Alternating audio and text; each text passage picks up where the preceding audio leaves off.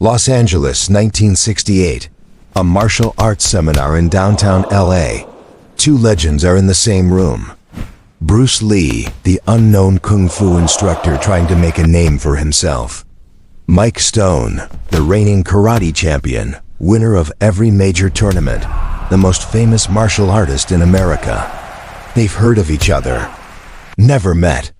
Today they will. What starts as friendly sparring between two professionals will escalate into something dangerous. Something personal. A woman is involved. Jealousy ignites. And for 10 brutal minutes, two martial arts masters try to hurt each other for real. This is the story of this sparring match that almost became a death match. 50 witnesses watched it happen. None of them ever forgot what they saw. 1968. Mike Stone is at the absolute peak of his career. He's won the World Karate Championship multiple times. He's undefeated in tournament competition for 3 consecutive years. He's 6 feet tall, 180 pounds of pure muscle, devastating kicks, lightning-fast hands, and an almost supernatural ability to read opponents. He's the golden boy of American karate. Black Belt magazine puts him on the cover every few months. Students worship him. Promoters pay him appearance fees just to show up at tournaments. Women chase him everywhere he goes. Mike Stone is used to being the best. The alpha. The undisputed champion of American martial arts. Bruce Lee is the complete opposite in terms of recognition. He's virtually unknown outside a small circle of martial arts insiders in California. He's teaching Jeet Kune Do privately in Los Angeles, struggling to pay bills, frustrated by Hollywood's systematic racism that keeps him from getting leading roles despite his obvious talent. He's 5 feet 7, barely 135 pounds, looks too small and too Chinese to be taken seriously by mainstream America. But those who've trained with him know the truth. Bruce Lee is a completely different kind of fighter. Faster than anyone they've ever seen. More technical, more precise, more innovative. And his ego, his burning need to prove himself, is just as massive as Mike Stone's. They're both invited to demonstrate at a martial arts seminar organized by Chuck Norris, who is friends with both men and training partners with each of them separately. Chuck is trying to bridge different martial arts communities, bringing together karate people, kung fu people, taekwondo people, to share techniques and build mutual respect. The seminar is for advanced students and instructors only, maybe 50 people total. Chuck thinks it would be great for Bruce and Mike to finally meet, to exchange ideas, maybe do some light technical sparring, to show how different styles can work together. Chuck has no idea about the personal tension that's been building between them. He has no idea he's about to create a powder keg. Here's what Chuck doesn't know. Mike Stone has been dating a woman named Susan for about 6 months. She's beautiful, intelligent, deeply involved in the martial arts community, attends all the major tournaments. But Susan has a history that Mike is very aware of. She dated Bruce Lee 2 years ago, in 1966, before Bruce married Linda. The relationship between Bruce and Susan lasted about 8 months and ended very badly. Bruce felt betrayed when Susan started dating other martial artists after their breakup. He saw it as disloyalty, as her using him to get access to the martial arts scene. Susan felt Bruce was too controlling, too obsessed with martial arts, and his own career to ever be a good partner. She wanted attention, Romo relationship. Bruce only gave her training sessions and lectures about Jeet Kune Do philosophy. They haven't spoken directly since the breakup. Mike knows about Susan's past with Bruce because Susan told him early in their relationship. She was honest about it. Mike wasn't worried at first. He's the champion. The famous one. The successful one. Bruce is just some kung fu teacher who does private lessons. What could Bruce possibly offer that Mike can't? But there's an insecurity Mike won't admit even to himself. Susan sometimes talks about Bruce, about how fast he was, how intense, how different from other martial artists. She says it casually, like she's just sharing memories. But Mike hears something else in her voice. Admiration. Maybe even longing. Mike doesn't like hearing another man's name from his girlfriend's mouth. Especially a man she used to sleep with. The seminar starts on a Saturday morning. Chuck Norris opens with a speech about unity in martial arts, about learning from each other, regardless of style. Then various instructors take turns demonstrating. Chuck demonstrates Tang Soo Do techniques, his Korean karate style. Another instructor shows judo throws. A taekwondo master demonstrates spinning kicks. Then it's Bruce's turn. Bruce steps onto the mat wearing his typical black training outfit. He looks small compared to the karate champions in their white gi's. He starts by demonstrating Chi Sao, the Wing Chun sensitivity drill, with one of his students. The audience watches intrigued. Bruce explains the concept. It's not about strength. It's about feeling your opponent's intention before they execute. Sensitivity is faster than vision. Then he demonstrates the famous 1-inch punch. He places his fist 1 inch from a volunteer's chest and generates explosive power. The volunteer stumbles backward. The audience murmurs appreciatively. Mike Stone watches from the side of the room, arms crossed, face neutral. He's not impressed. It looks flashy, sure, but it's demonstration material. Tournament fighting is different. Real fighting is different. Mike has fought hundreds of matches. He's taken real hits, delivered real damage. Bruce's demonstrations look like parlor tricks to him. Bruce finishes his demonstration. The audience applauds. Chuck Norris takes the microphone, grinning. That was great, Bruce. You know, we have another champion here today. Mike Stone, the world karate champion. How about we see Bruce and Mike spar together? Light contact, just technical exchange. Show everyone how different styles can work together. Would you gentlemen be willing? The room goes quiet. Everyone knows who Mike Stone is. Now they're curious about this Bruce Lee. Bruce and Mike look at each other across the room for the first time. The eye contact is electric. The tension is immediate. Everyone in the room feels it, though most don't understand why. Mike nods slowly. Sure, let's see what Kung Fu can do against championship karate. His tone is casual, but there's an edge to it. Bruce smiles, but the smile doesn't reach his eyes. Let's see if tournament point fighting works in real application. Everyone laughs, thinking it's friendly banter. It's not. They both know this isn't about comparing styles. This is about Susan. This is about two alpha males who can't share space, especially when they've shared a woman. This is about ego, pride, and the primal need to establish dominance. They step onto the mat. Chuck Norris assumes he'll referee, keep it friendly and controlled. No protective gear is worn, because this is supposed to be light contact only. They bow to each other, the traditional sign of respect.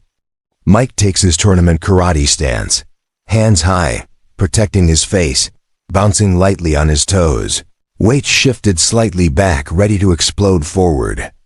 Bruce takes his Jeet Kune Do stance, side facing to minimize target area, lead hand extended like a fencer, back hand protecting his center line, perfectly balanced. They're only about 6 feet apart.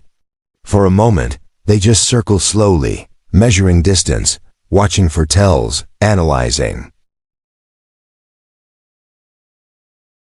Then Mike attacks. He throws a fast roundhouse kick to Bruce's ribs, a technique that's won him dozens of tournament matches.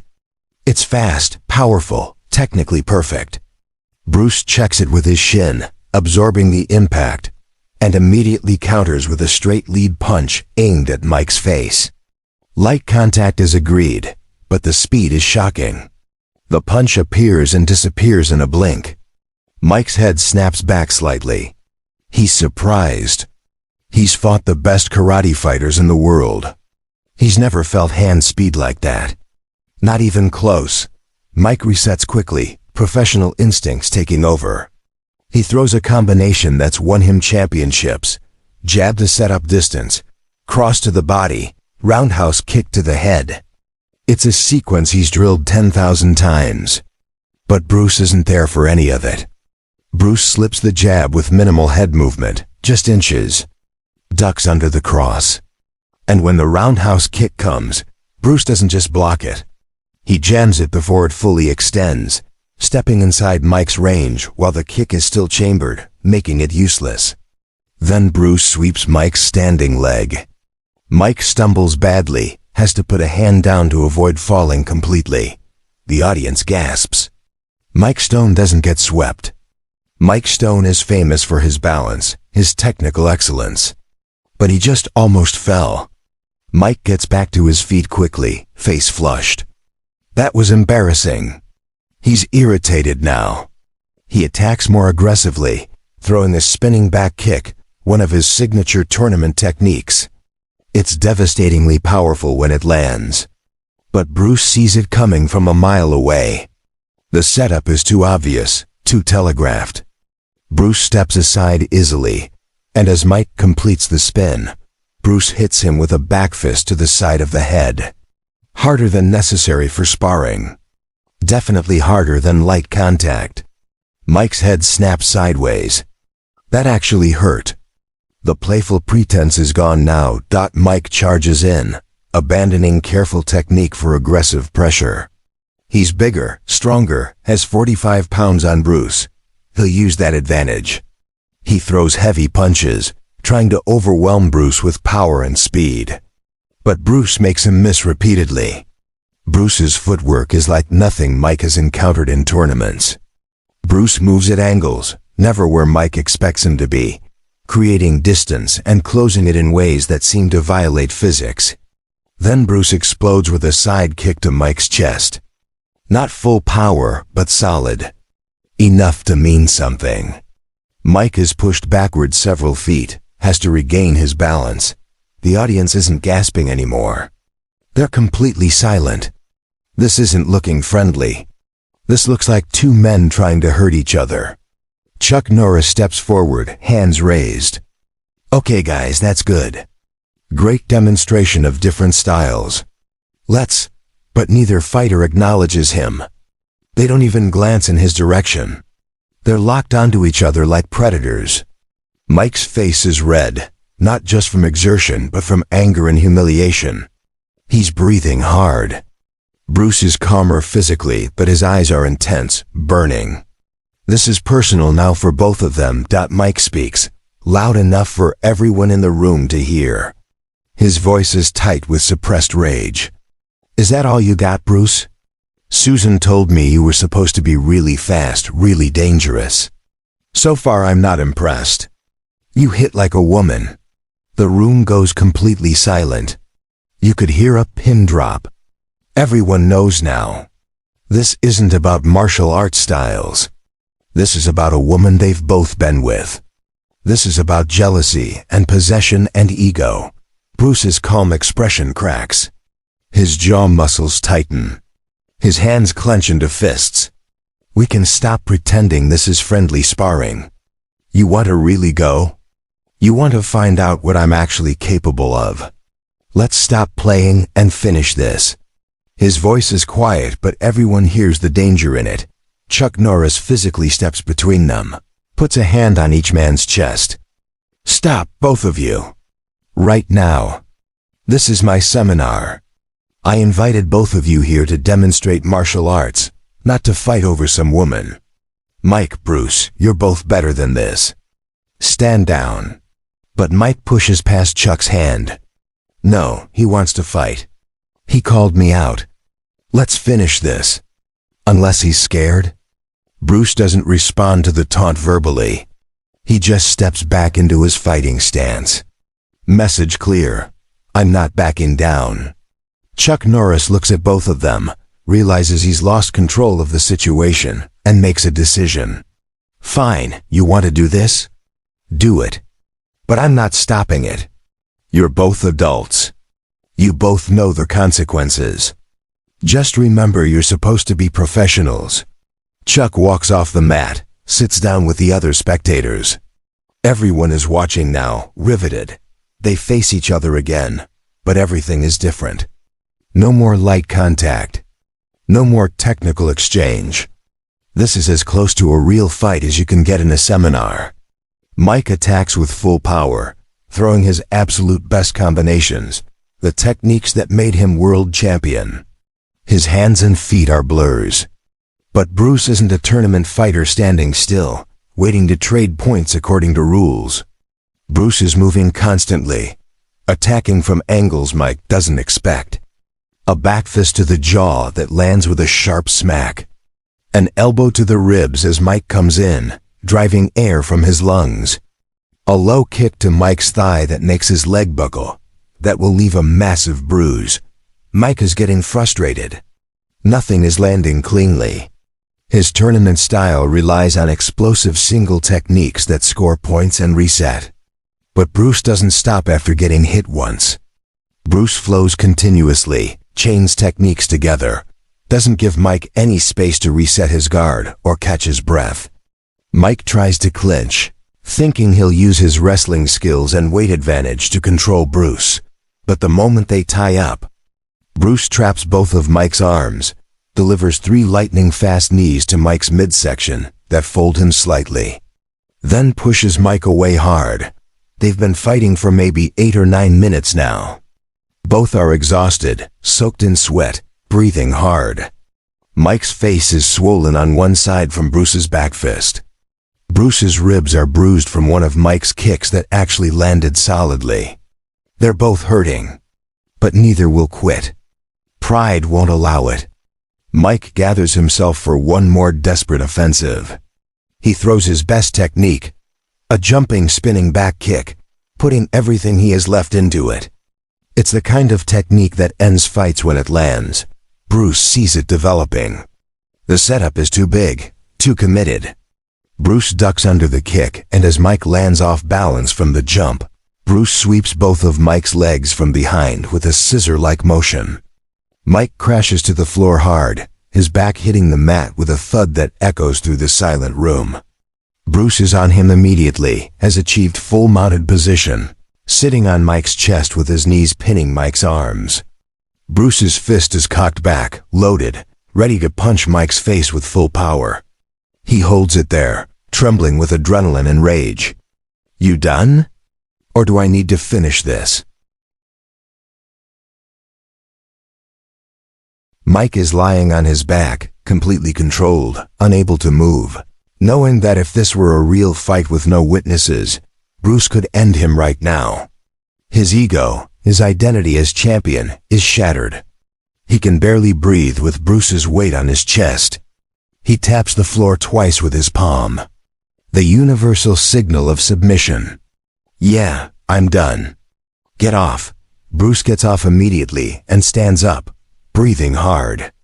He offers his hand down to Mike. Mike stares at it for a long moment, his pride wounded so deeply he can barely function. Then he takes it. Bruce pulls him to his feet. They stand there facing each other, both battered, both exhausted. The room is dead silent. 50 martial artists just watched 2 legends nearly kill each other. Nobody knows what to say. This wasn't sparring. This was something primal. Chuck Norris finally breaks the silence, his voice tight. That was intense. Let's take a break, everyone. But nobody moves. They're all still processing what they just witnessed. Mike and Bruce stand there, still breathing hard, staring at each other. The anger has burned out, leaving something else. Respect? Understanding? Hard to say. Then Mike does something unexpected.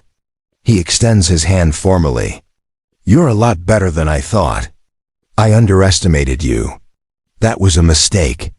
His voice is hoarse, but genuine. Bruce shakes his hand firmly.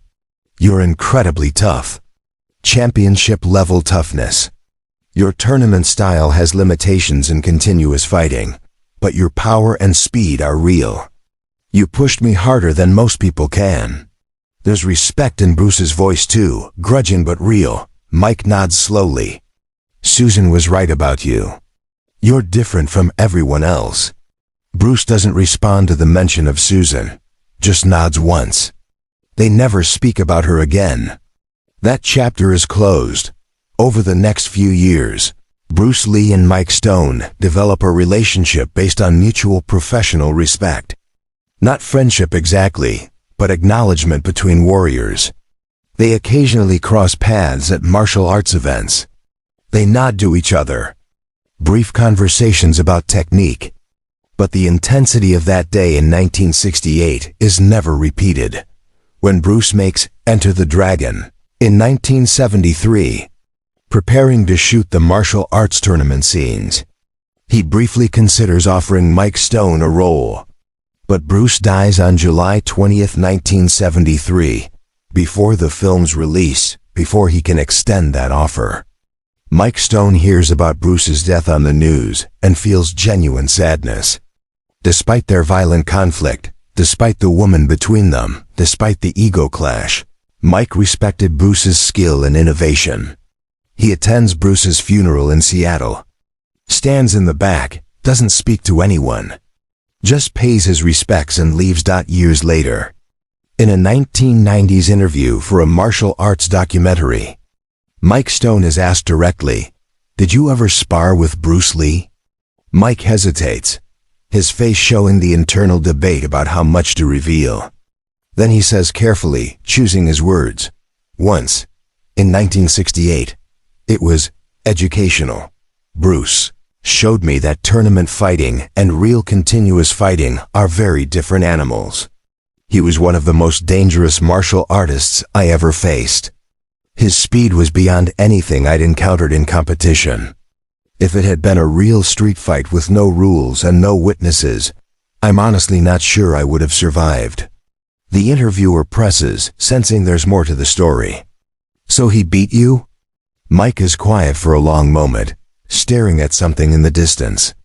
"Let's just say I learned a lot that day. Bruce taught me humility. He showed me the difference between being a champion and being a complete fighter. And that's a lesson every champion needs to learn eventually. I was lucky to learn it in a controlled environment, rather than somewhere that would have ended my career or my life." The interviewer tries one more question. "Was there something personal between you two? The way you describe it sounds emotional." Mike's expression closes off. "That's private. All I'll say is that Bruce and I both cared about winning more than anything. When two people like that collide, it gets intense. We resolved it the way fighters resolve things. On the mat. I respect that he didn't back down. I respect that when he won, he didn't humiliate me further. That showed character." Susan, the woman at the center of their conflict, eventually married someone else. Neither Bruce nor Mike. She married a businessman, someone completely outside the martial arts world. She later gave an interview in the early 2000s where she was asked about dating famous martial artists. She said, "Both Bruce and Mike were incredible martial artists. Both had massive egos.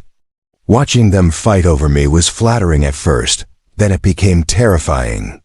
I realized I didn't want to be with someone who defined themselves entirely by being the best fighter. I wanted someone who could be vulnerable, who could exist outside the dojo. I found that with my husband." The sparring match between Bruce Lee and Mike Stone in 1968 remains one of the most talked about but least documented encounters in martial arts history. No video exists. No photographs were taken. Just the 50 witnesses who were there, and they've told the story for decades at martial arts gatherings. The details vary slightly depending on who's telling it. Some remember it lasting 15 minutes. Others say it was only 5. But everyone agrees on the essential facts. 2 alpha males, 2 enormous egos, jealousy over a woman, and 10 minutes of controlled violence that came very close to crossing the line from sport to survival. Both men walked away changed. Both men gained respect for each other. And both men never forgot the day they almost killed each other over a woman neither of them ended up with.